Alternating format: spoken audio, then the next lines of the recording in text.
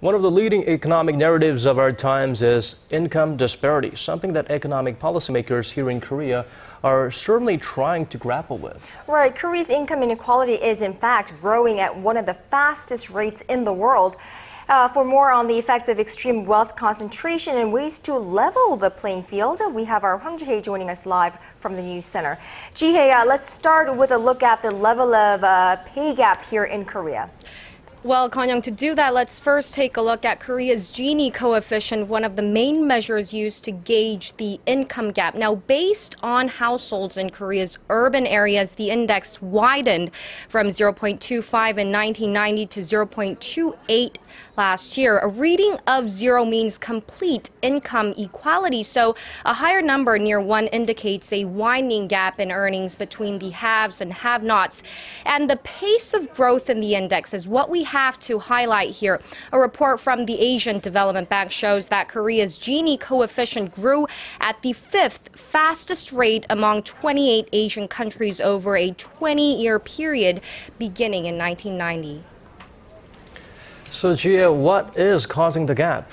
Well, Daniel, it's the shrinking middle class, which has worsened since the Asian financial crisis in 1997.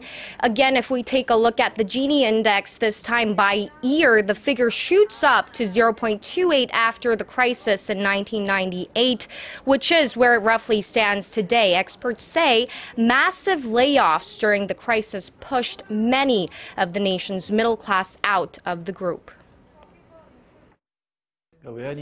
Before the crisis, most ordinary people thought they had a job for life, and companies were reluctant to fire people. But after the crisis, a large number of mass layoffs took place, which resulted in widening income gaps. So, Ji-hye, I understand that the goal here is to narrow the income gap, but what can it do to the overall Korean economy, especially when it's suffering from sluggish domestic demand?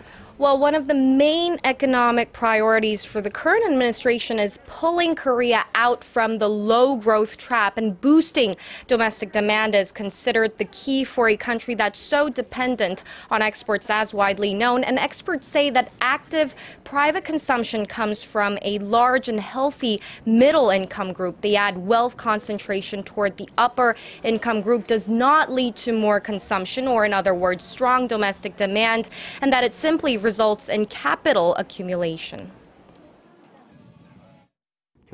The recent dip in private consumption has made companies skittish about investing more. That results in more money just being piled up. This vicious cycle is a cause of the slowing growth trend for the Korean economy. And companies are in fact sitting on their money. Yes, Daniel, the current assets of listed manufacturers under the nation's 10 major conglomerates exceeded $245 billion as of the end of last year, according to the Financial Supervisory Service. That is a jump of close to 10% from a year before. A current asset is any asset that a company can convert into cash within 1 year. And Korean Finance Minister Hyun Oh-seok also recently urged the nation's businessmen to expand investments. Then, Ji-hye, what about the government? What can the government do to address the nation's widening pay gap? Well, that is a tough question that does not have a clear-cut answer, but experts do agree that the need for creating quality jobs, and what is more important for closing the income gap, experts say, is reforming the employment structure, which includes measures like raising the minimum wage and bolstering the work share program. But they do add that those measures would require public consensus.